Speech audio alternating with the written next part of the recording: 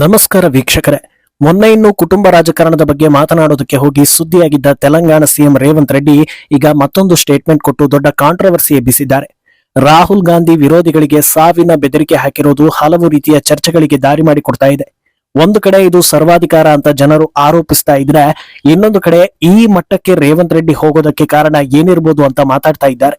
ಆದ್ರೆ ಒಂದು ವೇಳೆ ರೇವಂತ್ ರೆಡ್ಡಿ ಹೇಳಿದಂತೆ ಮಾಡೋದಾದ್ರೆ ಆ ಸಾಲಲ್ಲಿ ಯಾರೆಲ್ಲ ಬರ್ತಾರೆ ಅನ್ನೋದು ಕೂಡ ಚರ್ಚೆಗೆ ದಾರಿ ಮಾಡಿಕೊಡ್ತಾ ಇದೆ. ಇನ್ನೊಂದೆಡೆ ಭಾರತಕ್ಕೆ ಬಾಯಿಗೆ ಬಂದ ಹಾಗೆ ಟಾರಿಫ್ ಹಾಕಿ ಭಾರತವನ್ನ ಹೆದರಿಸ್ತಾ ಇದ್ದೀನಿ ಅನ್ನೋ ಭ್ರಮೆಯಲ್ಲಿರೋ ಟ್ರಂಪ್ಗೆ ಮೋದಿ ಸರಿಯಾದ ತಿರುಗೇಟು ಕೊಟ್ಟಿದ್ದಾರೆ.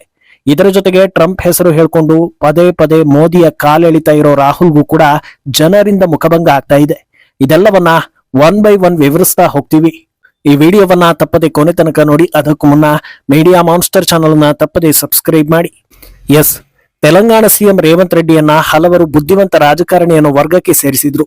ಸರ್ಕಾರ ಯಾರದೇ ಇದ್ರೂ ರಾಜ್ಯದ ಅಭಿವೃದ್ಧಿಗೆ ಯಾರ ಬಳಿ ಹೇಗೆ ವರ್ತಿಸಬೇಕು ಅನ್ನೋದು ಚೆನ್ನಾಗಿ ಅರ್ಥ ಮಾಡ್ಕೊಂಡಿರೋ ರಾಜಕೀಯ ನಾಯಕ ಅಂತ ಹಾಡಿ ಹೊಗಳಿದ್ರು. ಒಂದೊಂದು ಸಲ ಬಿಜೆಪಿ ಪರವಾಗಿ, ಒಂದೊಂದು ಸಲ ಕಾಂಗ್ರೆಸ್ ಪರವಾಗಿ ಹೇಳಿಕೆ ಕೊಡ್ತಾರೆ. ಹಲವು ಪಕ್ಷಗಳನ್ನ ನೋಡಿ ಬಂದಿರೋದ್ರಿಂದ ತಮ್ಮ ಭವಿಷ್ಯದ ದೃಷ್ಟಿಯಿಂದ ಹಾಗೂ ಪಕ್ಷದ ಒಳಗೆ ಆಂತರಿಕ ಸಮಸ್ಯೆಗಳು ಏನಾದ್ರೂ ಇದ್ರೆ ಈ ರೀತಿ ಪರೋಕ್ಷವಾಗಿ ಟಾಂಗ್ ಕೊಟ್ಟು ತಮ್ಮ ಕೆಪಾಸಿಟಿಯನ್ನ ತೋರಿಸೋ ಪ್ರಯತ್ನವನ್ನ ಮಾಡ್ತಾ ಇದ್ದಾರೆ ಅಂತಲೇ ಎಲ್ಲರೂ ಅಂದುಕೊಂಡಿದ್ರು. ಆದ್ರೆ ಈಗ ಅವರಿಂದ ಬಂದಿರೋ ಹೇಳಿಕೆಯೊಂದನ್ನ ನೋಡಿದ್ರೆ ಇವರು ಎಲ್ಲಾ ಎಲ್ಲೆಗಳನ್ನು ಮೀರಿ ಅಧಿಕಾರವನ್ನ ದುರುಪಯೋಗ ಪಡಿಸಿಕೊಳ್ತಾ ಇದ್ದಾರೆ ಅನ್ನೋ ರೀತಿ ಚರ್ಚೆಗಳಾಗ್ತಾ ಇದೆ. ತಮ್ಮ ಪಕ್ಷದ ಹೈಕಮಾಂಡ್ ತಮ್ಮ ಪಕ್ಷದ ಪಾಲಿಗೆ ಯುವರಾಜ ಹಾಗೂ ಕಾಂಗ್ರೆಸ್ ಪಾಲಿನ ಮುಂದಿನ ಪ್ರಧಾನಿ ರಾಹುಲ್ ಗಾಂಧಿಯನ್ನ ಹೊಗಳೋ ಬರದಲ್ಲಿ ರೇವಂತ್ ರೆಡ್ಡಿ ದೊಡ್ಡ ವಿವಾದವನ್ನೇ ಸೃಷ್ಟಿ ಮಾಡಿದ್ದಾರೆ. ದೆಹಲಿಯ ಜಂತರ್ ಮಂತರ್ನಲ್ಲಿ ಇಂಡಿ ಒಕ್ಕೂಟದ ನಾಯಕರ ಬೃಹತ್ ಸಭೆ ನಡೀತಾ ಇರುತ್ತೆ. ಒಬಿಸಿ ಸಮುದಾಯಗಳಿಗೆ ಮೋದಿ ಸರ್ಕಾರ 42% ಮೀಸಲಾತಿಯನ್ನ ಕೊಡ್ಲೇಬೇಕು ಅನ್ನೋ ಒತ್ತಾಯ ಮಾಡೋ ಸಲುವಾಗಿ ಈ ಕಾರ್ಯಕ್ರಮವನ್ನ ನಡೆಸಲಾಗ್ತಾ ಇರುತ್ತೆ. ಬಹಳ ಉತ್ಸಾಹದಿಂದ ಮಾತಾಡ್ತಾ ಇದ್ದ ರೇವಂತ್ ರೆಡ್ಡಿ ಬಿಜೆಪಿ ವಿರುದ್ಧ ಕಿಡಿಕಾರ್ತಾರೆ. ತೆಲಂಗಾಣದಲ್ಲಿ ತಮಗೆ ಪ್ರಮುಖ ಎದುರಾಳಿಯಾಗಿರೋ ಬಿಆರ್ಎಸ್ ವಿರುದ್ಧ ಕೂಡ ಕಿಡಿಕಾರ್ತಾರೆ. ನಾವು ಹೈದರಾಬಾದ್ನಲ್ಲೇ ಹೋರಾಟ ಮಾಡಬಹುದಿತ್ತು, ಆದ್ರೆ ದೆಹಲಿಗೆ ಬಂದಿರೋದೇ ಮೋದಿ ತೋಳನ್ನ ಎಳೆದು ಮೀಸಲಾತಿಯನ್ನ ಗಳಿಸೋದಕ್ಕೆ ಅಂತೆಲ್ಲ ಹೇಳ್ತಾರೆ. ಇದರ ಜೊತೆಗೆ ತೆಲಂಗಾಣದಲ್ಲಿ ಜಾತಿ ಗಣತಿ ಅದ್ಭುತವಾಗಿ ನಡೆದಿದೆ. 100 ವರ್ಷದಲ್ಲಿ ದೇಶದ 300 ಸಿಎಂಗಳು ಮಾಡದ ಕೆಲಸವನ್ನ ನಾನು ಮಾಡಿದ್ದೀನಿ ಅಂತ ತಮ್ಮ ಬೆನ್ನನ್ನ ತಾವೇ ತಟ್ಟಿಕೊಳ್ಳೋ ಕೆಲಸವನ್ನು ಕೂಡ ರೆಡ್ಡಿ ಮಾಡ್ತಾರೆ. ಆದ್ರೆ ಈ ಮಧ್ಯೆ ಔಟ್ ಆಫ್ ದ ಸಿಲೆಬಸ್ ಅನ್ನೋ ಹಾಗೆ ರಾಹುಲ್ ಗಾಂಧಿ ಟಾಪಿಕ್ ಬರುತ್ತೆ. ಬಹಳ ಆವೇಶದಿಂದ ಮಾತನಾಡೋ ರೇವಂತ್ ರೆಡ್ಡಿ ಒಂದು ವೇಳೆ ಯಾರಾದ್ರೂ ರಾಹುಲ್ ಬಗ್ಗೆ ಮಾತನಾಡಿದ್ರೆ ಅವರು ಎಷ್ಟೇ ದೊಡ್ಡ ವ್ಯಕ್ತಿಯೇ ಆಗಿರ್ಲಿ ಅಥವಾ ಯಾವುದೇ ದೊಡ್ಡ ಹುದ್ದೆಯಲ್ಲಿ ಅವರು ಇರ್ಲಿ, ರಾಹುಲ್ ಗಾಂಧಿಯ ಪರಿಕಲ್ಪನೆ ಹಾಗೂ ಅವರ ರಾಜಕೀಯಕ್ಕೆ ಅಡ್ಡ ಬಂದ್ರೆ ಅವರಿಗೆ ಮರಣ ಶಾಸನವನ್ನ ಬರೀತೀವಿ.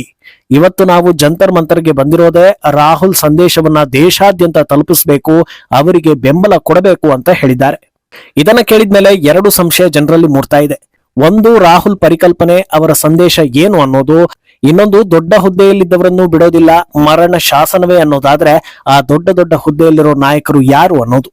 ರೇವಂತ್ ರೆಡ್ಡಿಯ ಮಾತುಗಳು ಎಲ್ಲಾ ಕಡೆ ವೈರಲ್ ಆಗ್ತಾ ಇದ್ದು ಕೇಸ್ ಹಾಕಬೇಕು ಅಂತಲೂ ಕೂಡ ಜನರಿಂದ ಅಭಿಪ್ರಾಯಗಳು ಬರ್ತಾ ಇದೆ. ಈಗ ಈ ಮಟ್ಟದಲ್ಲಿ ಆಕ್ರೋಶ ಹೊರಡಿಸಲು ಕಾರಣವಾಗಿರೋ ರಾಹುಲ್ರ ಪರಿಕಲ್ಪನೆಗಳು ಯಾವುದು ಅಂತ ನೋಡ್ತಾ ಹೋದ್ರೆ ಯಾವುದೂ ದೇಶಕ್ಕೆ ಪೂರಕವಾಗಿಲ್ಲ ಅನ್ನೋದು ವಾಸ್ತವ. ನಮಗೆ ಅಧಿಕಾರ ಸಿಕ್ಕರೆ ಅವರಿಂದ ಕಿತ್ತು ಇವರಿಗೆ ಕೊಡ್ತೀವಿ ಅಂತಾರೆ. ಒಬ್ಬರಿಂದ ಕಿತ್ತು ಇನ್ನೊಬ್ಬರಿಗೆ ಕೊಡೋದು ಸಮಾನತೆನಾ ಅಥವಾ ಇದು ದೇಶದ ಅಭಿವೃದ್ಧಿಯ ಪರಿಕಲ್ಪನೆಯ ಅನ್ನೋದು ಗೊತ್ತಾಗ್ತಾ ಇಲ್ಲ. ಆಮೇಲೆ ಹಿಂದೂಗಳಲ್ಲಿ ಜಾತಿಗಳನ್ನ ಎತ್ತಿಕಟ್ಟಿ ಒಳ ಜಗಳ ಆಗೋದಕ್ಕೆ ದಾರಿ ಮಾಡಿಕೊಡ್ತಾರೆ. ಇದ್ಯಾವ ರೀತಿಯ ಪರಿಕಲ್ಪನೆ ಅನ್ನೋದು ಜನರಿಗೆ ಇನ್ನೂ ಅರ್ಥ ಆಗಿಲ್ಲ. ರಾಹುಲ್ ಗಾಂಧಿ ಇದುವರೆಗೆ ಮುನ್ನಡೆಸಿರೋ ಯಾವುದೇ ಚುನಾವಣೆಯಲ್ಲೂ ಅಭಿವೃದ್ಧಿ ಬಗ್ಗೆ ಒಂದೇ ಒಂದು ಮಾತನ್ನ ಆಡಿಲ್ಲ. ಬದಲಾಗಿ ಪ್ರಚಾರದಲ್ಲಿ ಕೇಳಿ ಬಂದಿದ್ದು ಕೇವಲ ಓಲೈಕೆ, ಪಕ್ಷಪಾತ, ನಿಯಮವನ್ನ ಬದಲಿಸ್ತೀವಿ, ನಿಮಗೆ ಮಾತ್ರ ಅನುಕೂಲ ಮಾಡಿಕೊಡ್ತೀವಿ, ಸಂವಿಧಾನವನ್ನ ರಕ್ಷಿಸ್ತಾ ಇರೋದು ನಾವೇ ಅನ್ನೋ ಮಾತುಗಳು. ಇಡೀ ದೇಶದಲ್ಲಿ ಎಲ್ಲರನ್ನೂ ಒಂದೇ ತರ ನೋಡಿದ್ರೆ ಅದು ಸಮಾನತೆ. ನಿಮಗೆ ಮಾತ್ರ ಆದ್ಯತೆ ಕೊಡ್ತೀವಿ, ಅವರೆಲ್ಲರ ಆಸ್ತಿ ಕಿತ್ತು ಕೊಡ್ತೀವಿ ಅನ್ನೋದಾದ್ರೆ ಇದು ಸಮಾನತೆ ಹೇಗಾಗುತ್ತೆ, ಸಂವಿಧಾನ ರಕ್ಷಣೆ ಹೇಗಾಗುತ್ತೆ, ಇದ್ಯಾವ ಸೀಮೆ ಪರಿಕಲ್ಪನೆ ಅನ್ನೋದು ಜನರ ಪ್ರಶ್ನೆ. ಇನ್ನು ಸಂದೇಶ, ರಾಹುಲ್ ಗಾಂಧಿಯ ಸಂದೇಶಗಳನ್ನ ನೋಡ್ತಾ ಹೋದ್ರೆ ಪಾಕಿಸ್ತಾನದ ವಿರುದ್ಧ ಭಾರತ ಸೋತಿದೆ, ಭಾರತದ ಆರ್ಥಿಕತೆ ಸತ್ತಿದೆ, ಚುನಾವಣಾ ಆಯೋಗ ವೋಟ್ ಕಳ್ಳತನ ಮಾಡಿದೆ, ನಾವು ಅವರ ಬೆನ್ನತ್ತಿ ಟಾಪ್ ಟು ಬಾಟಮ್ ರಿಪೇರಿ ಮಾಡ್ತೀವಿ ಅಂತೆಲ್ಲ ಹೇಳಿಕೆ ಕೊಡ್ತಾರೆ. ಇದ್ಯಾವುದಕ್ಕೂ ಸೂಕ್ತ ಆಧಾರ, ಸಾಕ್ಷಿ ಇಲ್ಲ. ಸಾಲದಕ್ಕೆ ನಮ್ಮ ಸೈನಿಕರನ್ನ ಅವಹೇಳನ ಮಾಡಿ ಚೀನಾ ನಮ್ಮ ದೇಶದ 2000 ಸ್ಕ್ವೇರ್ ಕಿಲೋಮೀಟರ್ ಜಾಗವನ್ನ ಕಬ್ಜಾ ಮಾಡಿದೆ ಅಂತಾರೆ. ಅದಕ್ಕೂ ಸಾಕ್ಷಿ ಇಲ್ಲ. ಇಂಥ ಹೇಳಿಕೆ ಕೊಡ್ತಿರಲ್ಲ, ನೀವು ನಿಜವಾದ ದೇಶ ಪ್ರೇಮಿನ ಅಂತ ಸುಪ್ರೀಂ ಕೋರ್ಟ್ ಕೇಳಿದ್ರೆ ಅವರ ತಂಗಿ ಸುಪ್ರೀಂ ಕೋರ್ಟ್ಗೆ ಧಮಕಿ ಹಾಕ್ತಾರೆ. ಈ ರೀತಿಯ ನಡೆ, ದೇಶ ವಿರೋಧಿ ನುಡಿಗಳಿಂದ ದೇಶದ ಜನತೆಗೆ ಯಾವ ಸಂದೇಶವನ್ನ ಕೊಡೋದಕ್ಕೆ ಹೋಗ್ತಾರೆ ಅನ್ನೋದು ಕೂಡ ಜನರಿಗೆ ಅರ್ಥವಾಗ್ತಾ ಇಲ್ಲ. ಇನ್ನು ಎಷ್ಟು ದೊಡ್ಡ ಹುದ್ದೆಯಲ್ಲಿದ್ರೂ ಮರಣ ಶಾಸನ ಅನ್ನೋ ಮಾತನ್ನ ರೇವಂತ್ ರೆಡ್ಡಿ ಹೇಳ್ತಾರೆ.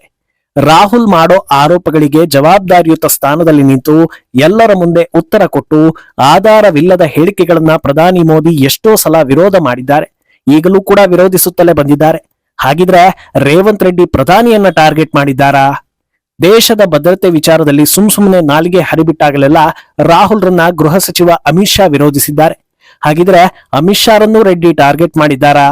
ಇನ್ನು ಸಂಸತ್ನಲ್ಲಿ ಆಧಾರವಿಲ್ಲದ ಹೇಳಿಕೆಗಳನ್ನು ನೀಡೋ ರಾಹುಲ್ಗೆ ದಾಖಲೆ ಸಮೇತ ವಾಸ್ತವವನ್ನ ಬಿಚ್ಚಿಟ್ಟು ಮತ್ತೆ ಮಾತನಾಡದಂತೆ ಸೈಲೆಂಟ್ ಮಾಡ್ತಾ ಬಂದಿರೋದು ಅನುರಾಗ್ ಠಾಕೂರ್. ಹಾಗಿದ್ರೆ ಅವರನ್ನೂ ರೆಡ್ಡಿ ಟಾರ್ಗೆಟ್ ಮಾಡಿದ್ದಾರಾ? ಇನ್ನು ಒಂದಲ್ಲ ಒಂದು ವಿಚಾರದಲ್ಲಿ ಎಲ್ಲಾ ವಿಪಕ್ಷ ನಾಯಕರು ಕೂಡ ರಾಹುಲ್ ವಿರುದ್ಧ ಅಸಮಾಧಾನವನ್ನ ಹೊರ ಹಾಕ್ತಾ ಇರ್ತಾರೆ. ಖುದ್ದು ಕಾಂಗ್ರೆಸ್ನ ಹಿರಿಯರು ಕೂಡ ರೆಬೆಲ್ ಆಗಿ ರಾಹುಲ್ ಮಾತುಗಳಿಗೆ ಟಕ್ಕರ್ ಕೊಟ್ಟಿದ್ದು ಕೂಡ ಇದೆ. ಅಂತವರಿಗೆಲ್ಲ ರೇವಂತ್ ರೆಡ್ಡಿ ಮರಣ ಶಾಸನ ಬರೀತಾರಾ ಅನ್ನೋ ಚರ್ಚೆ ಈಗ ಎಲ್ಲಾ ಕಡೆ ಹುಟ್ಟಿದೆ. ಇನ್ನೊಂದೆಡೆ ಮತಿ ಕಳೆದುಕೊಂಡವನಂತೆ ಮಿತಿಮೀರಿ ವರ್ತಿಸ್ತಾ ಇರೋ ಅಮೆರಿಕ ಅಧ್ಯಕ್ಷ ಡೊನಾಲ್ಡ್ ಟ್ರಂಪ್ ಭಾರತಕ್ಕೆ ಟ್ಯಾರಿಫ್ ಅನ್ನ ಡಬಲ್ ಮಾಡಿ ಸವಾಲ್ ಹಾಕಿದ್ದಾರೆ. ಇದನ್ನೆಲ್ಲ ಮಾಡಿದ್ರೆ ಭಾರತ ಹೆದರಿ ಬಿಡುತ್ತೆ, ನಾವು ಹೇಳಿದಂತೆ ಕೇಳುತ್ತೆ ಅಂತ ಅವರು ಅಂದುಕೊಂಡಿದ್ದಾರೋ ಏನೋ ಗೊತ್ತಿಲ್ಲ. ಆದ್ರೆ ಭಾರತ ಮಾತ್ರ ಟ್ರಂಪ್ಗೆ ಕ್ಯಾರೆ ಅಂತ ಇಲ್ಲ. ಅದ್ಯಾರು ಯಾವ ರೀತಿ ಬೆದರಿಕೆ ಹಾಕಿದ್ರು ನಮ್ಮ ದೇಶದ ರೈತರು, ಮೀನುಗಾರರು ಹಾಗೂ ಹೈನುಗಾರರ ವಿಚಾರದಲ್ಲಿ ನಾವಂತೂ ಕಾಂಪ್ರಮೈಸ್ ಆಗೋದಿಲ್ಲ, ಅದೇನಾಗುತ್ತೋ ಆಗ್ಲಿ ಅಂತ ಪ್ರಧಾನಿ ಮೋದಿ ನೇರವಾಗಿ ಹೇಳಿಕೆ ಕೊಟ್ಟಿದ್ದಾರೆ. ಆದ್ರೆ ಇತ್ತ ರಾಹುಲ್ ಗಾಂಧಿ ಪದೇ ಪದೇ ಈ ವಿಚಾರದಲ್ಲಿ ಮೋದಿ ಕಾಲೆಳೆಯೋದಕ್ಕೆ ಹೋಗಿದ್ದು ಟ್ರಂಪ್ 50% ಟ್ಯಾರಿಫ್ ಹಾಕಿ ಭಾರತಕ್ಕೆ ಆರ್ಥಿಕ ಬ್ಲಾಕ್ ಮೇಲ್ ಮಾಡ್ತಾ ಇದ್ದಾರೆ, ಪ್ರಧಾನಿ ಮೋದಿ ತಮ್ಮ ವೀಕ್ನೆಸ್ ನಿಂದಾಗಿ ಜನರನ್ನ ಅಪಾಯಕ್ಕೆ ದೂಡಲಿದ್ದಾರೆ ಅಂತ ತಮ್ಮ ಎಕ್ಸ್ ಖಾತೆಯಲ್ಲಿ ಟ್ವೀಟ್ ಮಾಡಿದ್ದಾರೆ. ಆದ್ರೆ ಇಂಥ ಹಾರಿಕೆಯ ಮಾತುಗಳಿಗೆ ದಾಖಲೆ ಸಮೇತ ಉತ್ತರ ಕೊಡ್ತಾ ಇರೋ ಜನರು ವೀಕ್ನೆಸ್ ಯಾರಿಗೆ ಅನ್ನೋದನ್ನ ಹೇಳ್ತಾ ಇದ್ದಾರೆ. ದೇಶದ ಮೊದಲ ಪ್ರಧಾನಿ ರಾಹುಲ್ ಗಾಂಧಿಯ ಮುತ್ತಜ್ಜ ನೆಹರು ಚೀನಾಗೆ ಅಕ್ಸಾಯ್ ಚೀನ್ ಬಿಟ್ಟು ಕೊಡುವಷ್ಟು ವೀಕ್ ಆಗಿದ್ರು. ಎಮರ್ಜೆನ್ಸಿ ಹೇರಿ ಭಾರತದ ಸಂವಿಧಾನ ಹಾಗೂ ಪ್ರಜಾಪ್ರಭುತ್ವಕ್ಕೆ ಧಕ್ಕೆ ತಂದ ಮಾಜಿ ಪ್ರಧಾನಿ ಹಾಗೂ ರಾಹುಲ್ ಅಜ್ಜಿ ಇಂದಿರಾ ಗಾಂಧಿ ಶಿಮ್ಲಾ ಒಪ್ಪಂದಕ್ಕೆ ಸಹಿ ಹಾಕಿ ಪಾಕಿಸ್ತಾನದ ಮುಂದೆ ಶರಣಾಗುವಷ್ಟು ವೀಕ್ ಆಗಿದ್ರು.